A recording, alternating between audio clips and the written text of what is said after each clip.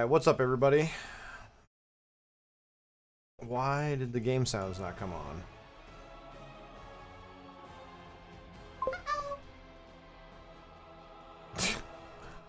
Okay.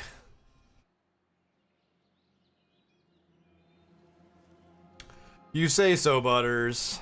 I've seen your picture.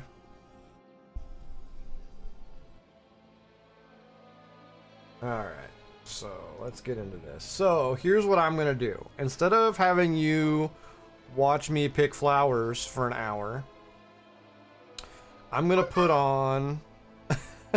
I'm gonna put on the Zoljara Legacy of the Amani short story for you to listen to while I pick flowers. It's gonna go over the tops. There's gonna be like animated stuff, but it's not actually animated. It's just like, I guess it's 2D animated, sort of, but not quite like the Zalatat thing. So I'm gonna put that on while I do flowers and dyes, so it doesn't just look like you're staring at me picking flowers and making dyes. I'll leave my microphone on. No, I won't. I'll mute my microphone just in case it comes through. But if you guys chat, I'll turn it back on and chat and all that stuff. So, let me start this up. So here is... So here's that. So here we go. Fatality.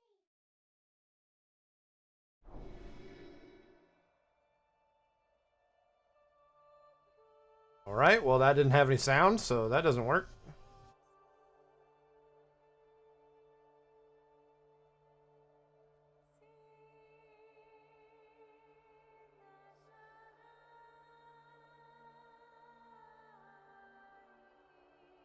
Oh, I know why. It is that one, not that one. Okay, let's try this again. Welcome. My name is Mrgl, and I voice Zoljara in World of Warcraft Midnight. Today I'll be reading Legacy of the Amani. Join me. The sharp scent of soot, iron, and earth saturated the room. Firelight painted solemn faces in swatches of shadow and flame. A pyre burned atop an altar, crackling in accompaniment to the low croon of Kinduru's voice. The speaker swayed before ancient stone, shaped in the likeness of a great eagle. Her wings outspread, a noble face turned toward the hidden heavens. Akilzon, mother of storms and skies. Once primary loa of the Amani, but no more. She had forsaken them. And still, Kinduru danced. He stamped his feet against the packed earth in a sister rhythm to drums that beat for him alone. His arms twisted overhead, then spread wide as if he meant to take flight. From where she knelt nearby, Zoljara watched her uncle worship. She listened to him sing Akilzon's praises and beseech blessings that would never come. A waste of time. Some small part of her protested. With a last lingering note, Kinduru collected a wooden bowl from the altar and lifted it in offering and supplication. He bowed deeply before the great eagle, then faced Zoljara. She felt her spine straighten, but did her best to remain still, her knees in the dirt, her hands at her sides, and her body bent forward. Hopefully, this would be done soon. Akilzon, Kinduru called. we lay your mark upon this chosen daughter. He dipped a finger into the bowl. It came away a deep red, which he then swept against Zoljara's arms, shoulders, and neck. You look just like your mother, Kinduru murmured as he painted. but I see the fierceness of your grandfather in your eyes, sharp and dangerous. Anger burned like venom in Zoljara's belly. I am nothing like him. Kinduru's smile faded at the edges as he regarded her, still kneeling at the center of the hazy circle of torches, the smoke and cloying scent of the ceremonial oils heavy in the air. The speaker raised his voice once more. Great Eagle, take her mind, body, and spirit under your wing. Give her strength and wisdom. Keep watch over her, guide her, so she may do the same for her people. His paintless hand fell atop her head. Zuljara, bloodborn of Zuljin, soon chieftain of the Amani. His words were firm, but the faintest curl to his lip betrayed his pride. I still don't understand why she has to do this. Zul'Jin stood just outside the circle with their mother. And I don't understand why you have to step down. Then you mean to misunderstand. Chieftain Zarama pushed from behind clenched teeth. Zuljara's annoyance mirrored the sharpness of her mother's reply. Why did her brother always make a point to press at an unpleasant topic as if it were a bruise?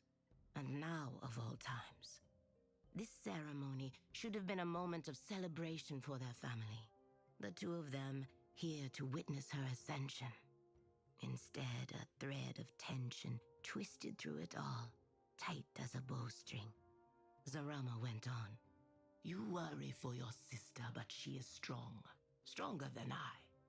It took every ounce of Zuljara's not insignificant will to keep her gaze from dragging to her mother's injuries. Burn wounds concealed by a cloak Zarama clutched closed as she spoke. Strong enough to dissuade challenge from the other tribes. And you're not? Zul'Jin retorted. The mighty Zarama who fought off a Nalden on her own in the dead of night, then bloody from battle marched home bearing the scars of victory. Some weeks ago, their mother's caravan was ambushed by the giants that roamed the forests near their settlement. They'd crushed her ribs in with a burning log, shattered her leg. Against such burns, even the greatest troll would find difficulty healing. On top of everything else you've done? Zul'Jin tutted, his voice snatching Zuljara back to the moment at hand. Isn't that enough? Few could match her mother, true. But Zuljara had begun to build her own legend. And not just as Zarama's daughter. Her skills in combat could not be denied. They'd been tested not only in training but in the wilds, during reconnaissance missions and skirmishes along their borders to maintain what lands had not been stolen. Zarama placed one hand upon her son's shoulder. You don't have to defend my name. It stands on its own. But these are wounds I may not heal from. Her hold on the cloak tightened. If I remain chieftain, I'm challenged and defeated. She did not have to finish. They all understood what that meant for their family, for their people. Zul'Jin pursed his lips around his tusks. But you can... Enough, Jean! Zuljara had little patience for her brother's protests. This is happening. It was always going to happen. Zul'Jin dipped his head in deference. He couldn't argue the truth of that. She was the eldest. This was her path. Kinduru, who stood by silently during their disagreement, as he so often did, cleared his throat. If you are finished. Zarama sucked her teeth and gestured for them to continue. Zuljara faced her uncle. As I was saying. He set his hand on her head once more.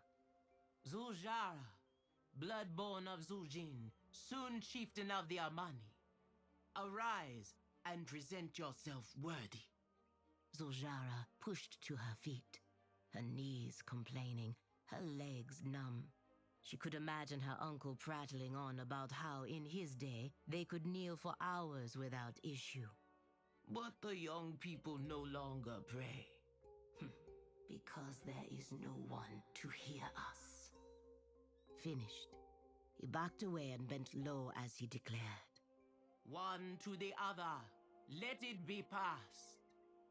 Zarama approached her daughter, her cloak falling back to reveal her own painted palm, and a brief glimpse of the gnarled skin at the edges of scarred flesh. The sight tore at something inside Zuljara. With steady fingers, Zarama left her mark on her daughter's face and fate. Zoljara saw a softness dancing in her mother's eyes, something fond.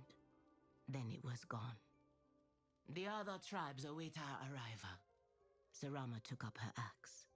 It was a massive thing with spikes as long as her fingers around the head of the blade and flame at its heart. She faltered under its weight. Both Zoljara and Kinduru reached for her. Even Zul'Jan had stepped forward, but Zarama waved them off, then gathered herself with her shoulders back and her head high. Let us greet the future of the Amani. The journey from Akilzon's shrine to the meeting hall wasn't long at all. A single bridge hung suspended between the structures, situated on the two tallest hills. Amani Za stretched out around them. The village had become a waypoint of sorts for any driven here with high elven blades and magic at their backs. The colonizers and their allies raided Amani lands and snatched up territory, forcing people from their homes, those who weren't slain. Here, in the cover of Alkilzon's reach, there was safety, shelter. This was sovereign land.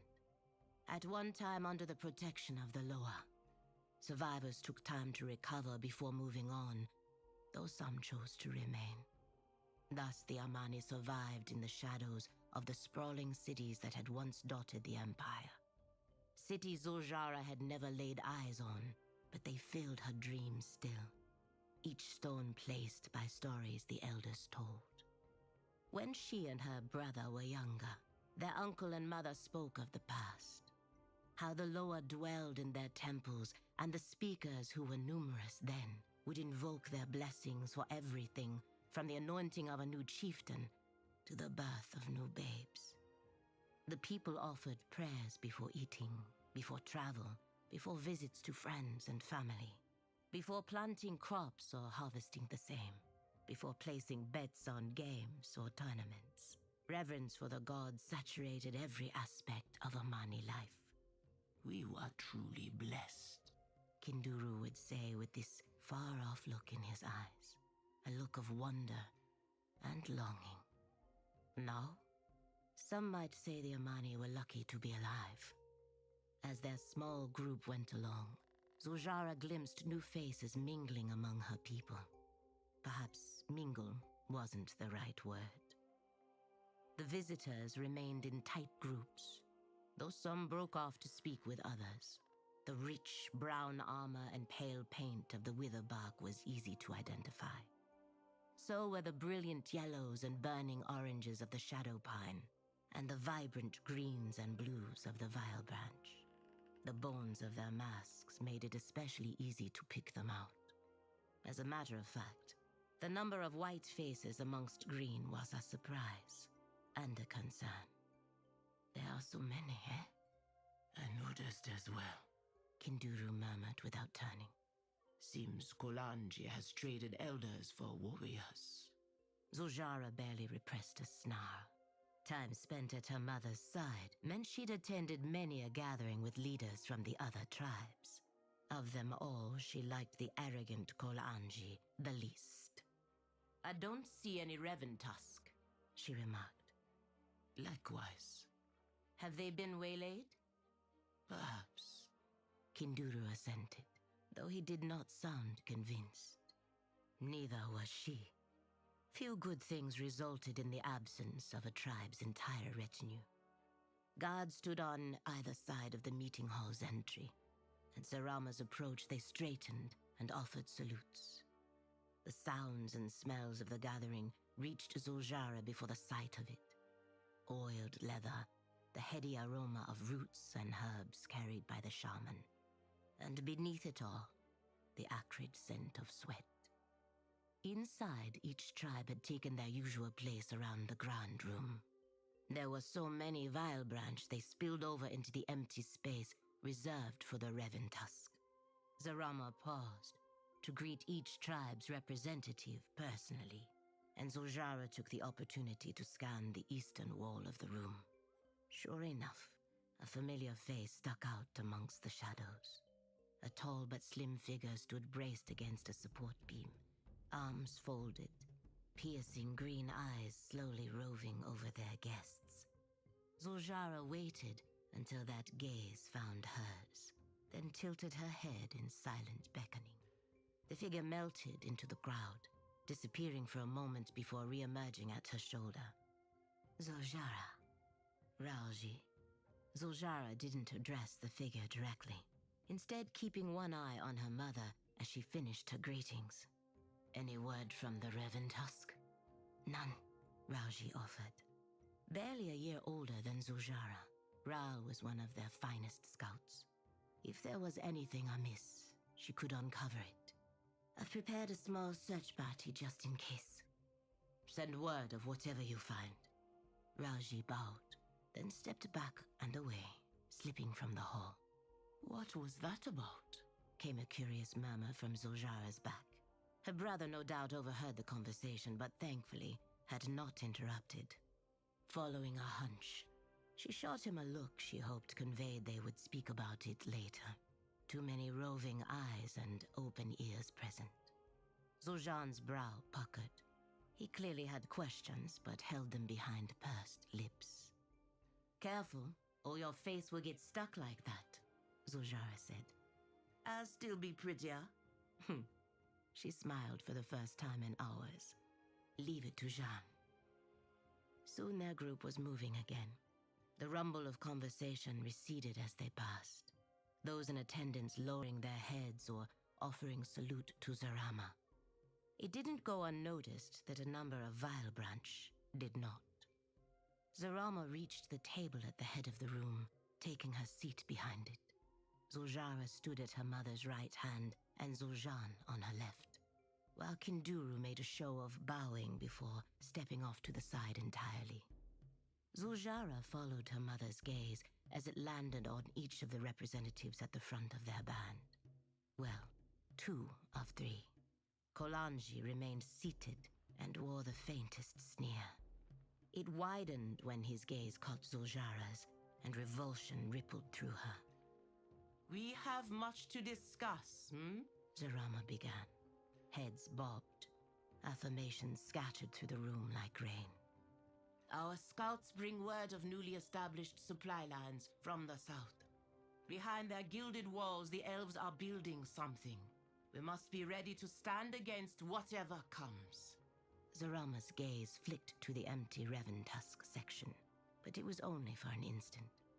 To that end, I will no longer be your chieftain. I would have my daughter Zuljara lead in my place. At the sound of her name, Zuljara stepped forward. Zarama continued. Trained by my hand, she has braved many dangers to ensure the safety of our people. She has studied our enemy, knows their tactics, and will be their reckoning. The legend of our line sings in her blood. Cheers erupted around the room, and pride swelled in Zuljara's chest. This was it. Everything her mother, her father, and her uncle had instilled in her. It was all for this moment. She lifted her chin as she had seen her mother, her chieftain, do so many times. I believe, an unpleasantly familiar voice interjected, that before the mantle is passed, we get a say. Kolanji tilted forward, flexing muscled arms covered in more scars than skin. Zuljara's jaw clenched tight. Kolanji, Zarama acknowledged with practiced poise. You wish to speak? The Vilebranch leader offered a smile that was all teeth. I do. He finally stood, taking hold of a massive mace. The head was well worn from pounding his enemies into a pulp, the pommel shorn into a wicked red-stained spear. Lifting the weapon with one hand, he leveled it at Zuljara. You claim this girl knows the elves. Has she faced them in more than border skirmishes? Stared down their numbers, the downpour of their arrows, the fire at their fingertips, and chosen to fight anyway? Not for the first time since learning she was to be chieftain. Zuljara felt a hollowness in her being, a lacking she wasn't sure how to reconcile. No, unsurprising. Kalanji switched targets, aiming a thick finger at an unmoved Zarama. Your family's failures have cost us what little our enemies didn't take. Now you present this untested child to lead? He sucked his teeth, the insults carrying to every corner of the room. I think not. White-hot fury filled Zujara. You choose now of all times, infighting while the elves could be preparing an attack. Manic delight danced across Kalanji's face. Elves are the least of your troubles, gal.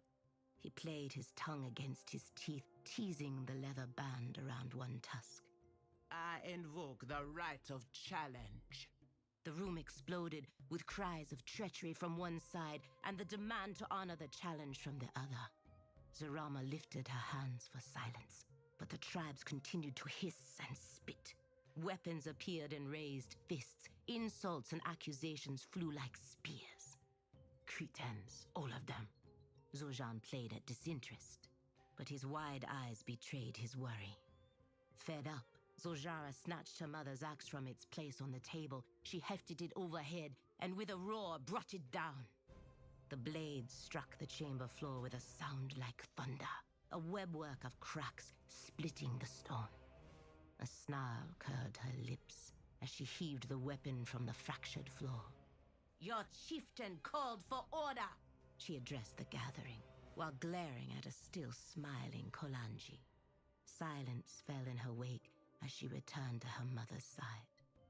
Zarama's expression was unreadable, but the anger that had roiled in Zujara glittered in her mother's eyes.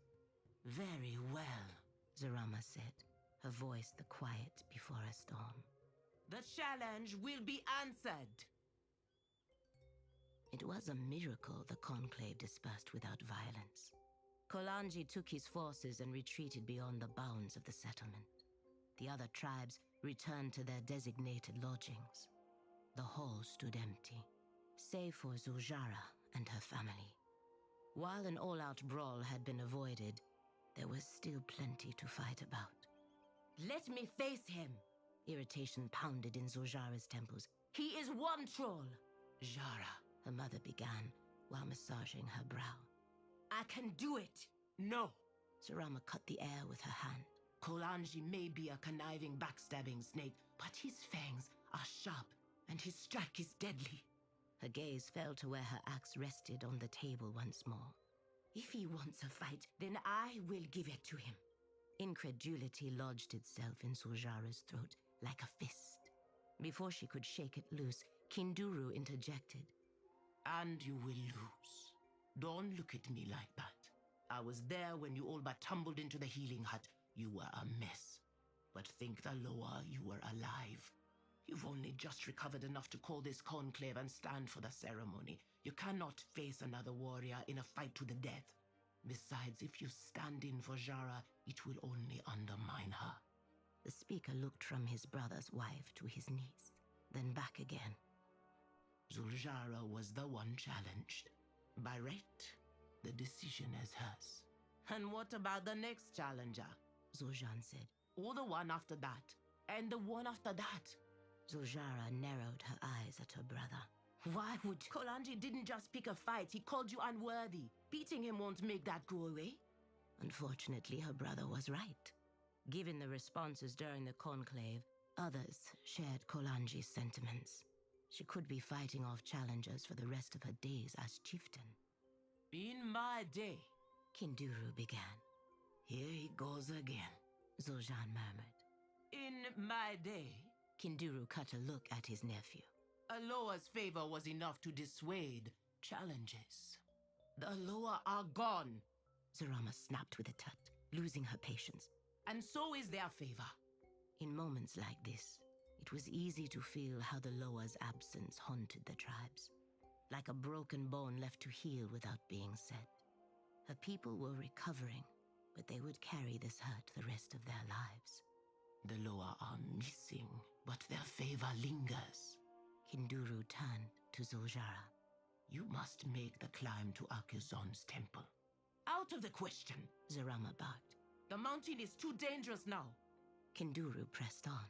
In the temple, you will find an axe. Akuzon gave it to our people long ago. A gift from the lower carries their divine touch. And while the journey is perilous, it is not impossible. Returning with the axe would be proof enough for many that while silent, the lower may still watch over us, over you. Defeat Kolanji with it. Show them you are worthy indeed. Silence stretched to fill the hall. Whatever rebuttal Zarama had prepared seemed to wither on her tongue as she realized, along with the rest of them, that this was probably the only way to ensure the stability of her daughter's reign. She closed her eyes and released a breath heavy enough that Zuljara felt her own shoulders sag with it. You truly wish to do this? Zarama asked, her voice soft but tight. Zuljara nodded. I want to. I need to. Whether or not it means the lower favor me, doing this will prove I am strong enough to lead our people and defend my name, undercut Kolanji's claim that I am untested. Without another word, Zarama rose and came around the table. Zuljara noticed how she favored her right leg in a slight limp, but said nothing. She simply went into her open arms. The challenge requires 2 days of preparation, Zarama whispered into her hair. I can stall for that long, but if you don't return by the 3rd, I'll make it, Mother. The embrace tightened, almost painfully so. You come back to me, you hear? Come back. With the decision made, Zuljara saw to preparing. The mountain was not far, but the peak where the temple rested was high, and the enchanted winds that used to carry people to the dais went still the day the Loa vanished. Without the Sky Mother's blessing, the ascent was practically a death sentence, one Zuljara would face. Her eyes went to the gathered supplies spread across the table centered in her chambers. It was usually covered in maps and missives. Tonight, she'd laid out the provisions she'd need to make this journey. A knock sounded at her door, briefly distracting her from the task. Enter? To her surprise, her brother stepped through. He took in the supply-covered table. A little light for a 2-day journey. More than enough for what I need to do. Zuljan sank back against the closed door. Neither spoke as she packed, the silence between them thickening until... There are other ways you could defeat Kolanji. Ways that don't involve you risking your life for a ceremonial weapon that means nothing now that the Loa are gone.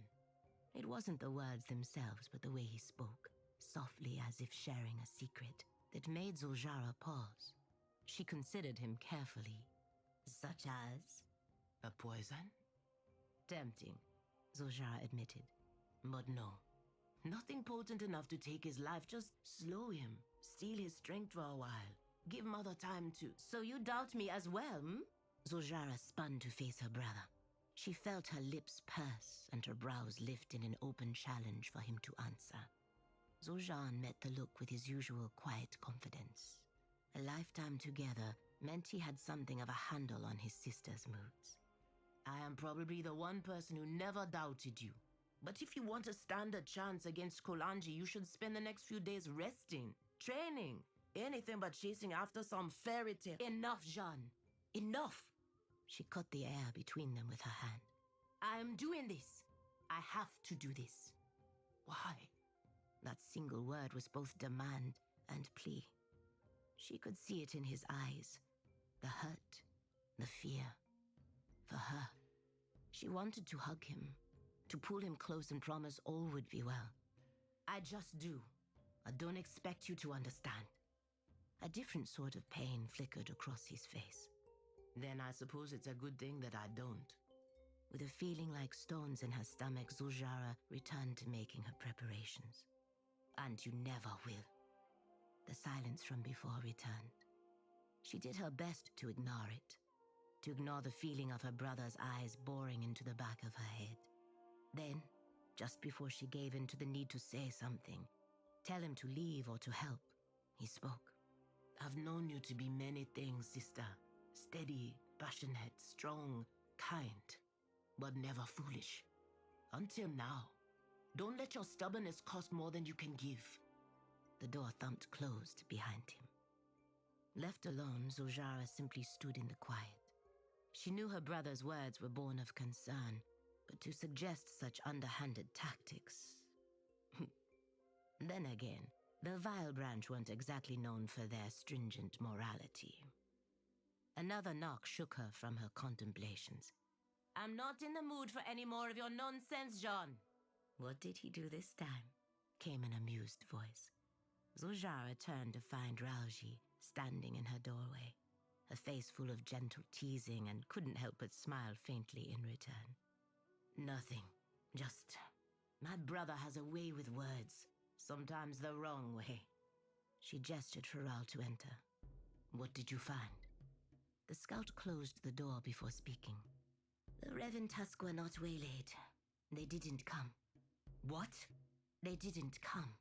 Ralji splayed her empty hands as if in apology. In protest. In protest. She didn't have to say why. Zoljara already knew. To me, she spat. My becoming chieftain? Maybe. Ralji crossed the small space to make herself comfortable on the bed. She patted the spot beside her in silent beckoning. My sources say chatter about the elves gathering strength has them concerned. Not just them. Zoljara flopped beside Ral, earning a faint chuckle. No, but the protest is more a judgment on what happened the last time the tribes joined forces than you personally, if it makes you feel better. It doesn't. Ralji's expression softened as she folded one of Zoljara's hands in hers. It's not you. The warm press of fingers was a comfort, but Zoljara's traitorous thoughts would not leave her be. No, just my family. One more stone my grandfather has placed around my neck. Bending at the waist, she dropped her face into her hands and swallowed a frustrated groan. I can't pretend to know what you're going through. Hands fell to her shoulders and drew her out of her wallowing. But you don't need to face it on your own. Those same hands then lifted to cup either side of her face, thumbs brushing against her cheeks. There are people you can turn to. People who care for you.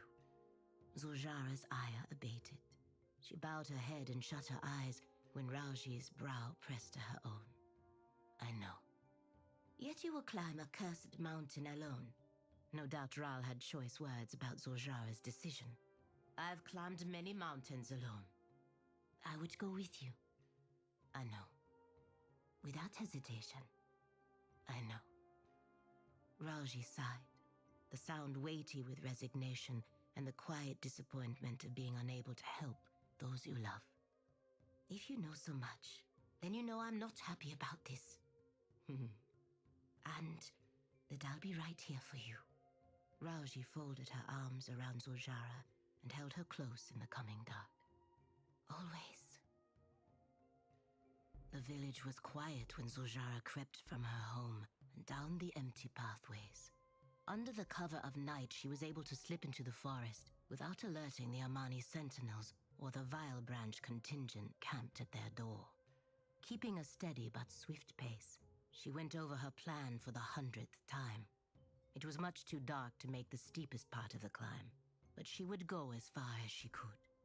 If she set out again at first light, she could reach the peak by mid-afternoon.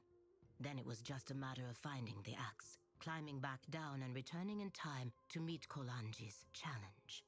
It was a loose plan with too many opportunities for disruption, but it was all she had. Along the path, she happened upon small shrines dedicated to Akilzon. In the past, these monuments would be covered in candles and offerings left by the faithful, tribute crafted by a believer's hands or baskets full of food.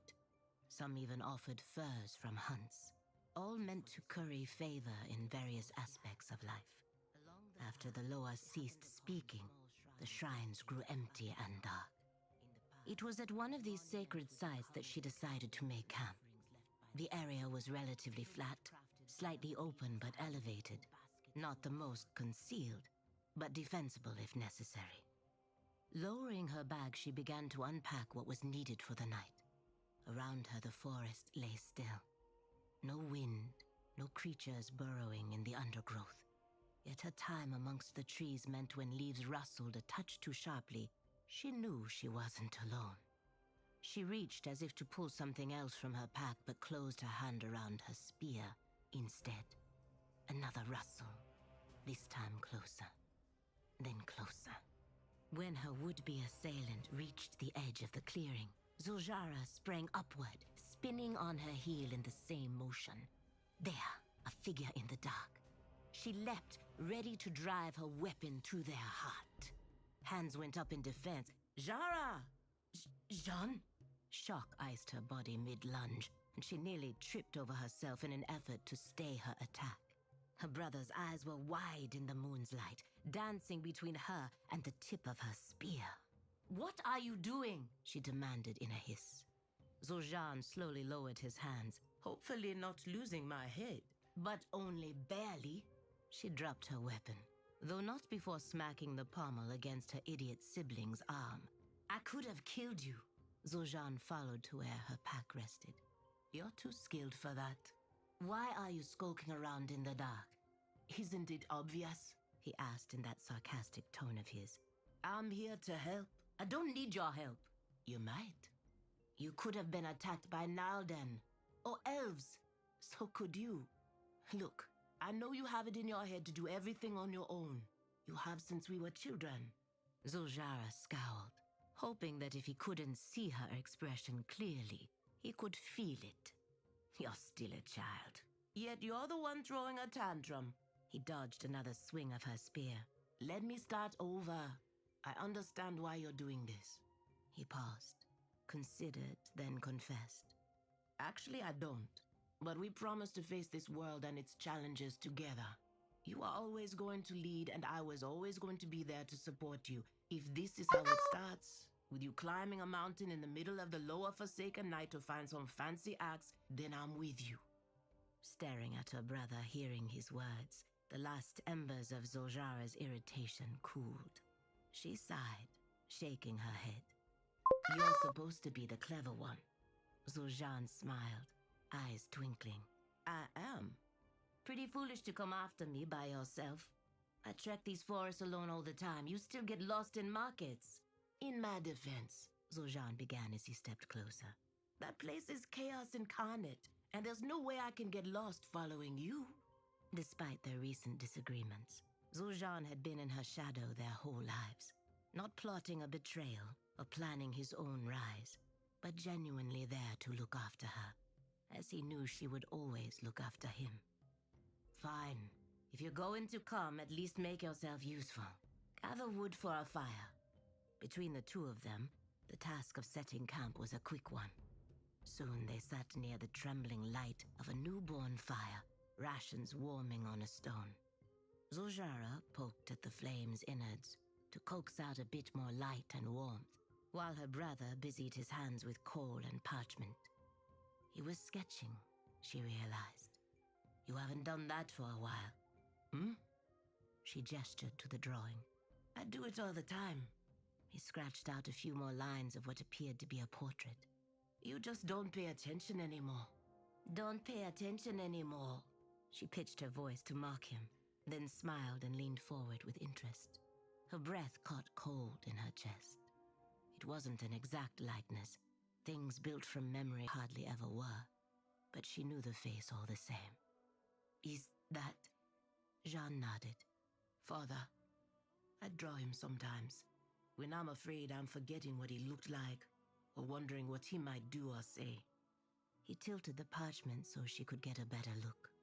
Zuljara stared, transfixed. Jean was little when they lost their father, so it made sense he would struggle to hold on to the memory. Zuljara had been only slightly older, but for her, it never faded. She remembered strong arms, scooping them onto broad shoulders. She remembered how his booming laughter had filled their home. The father was a big man with a big heart. Kinduru would tease him for being the soft one. Compared to Zarama, most were, but that never stopped Manye from doting on his children. Where their mother exemplified discipline and the iron will of a chieftain, their father had embodied love. love for one's family and people.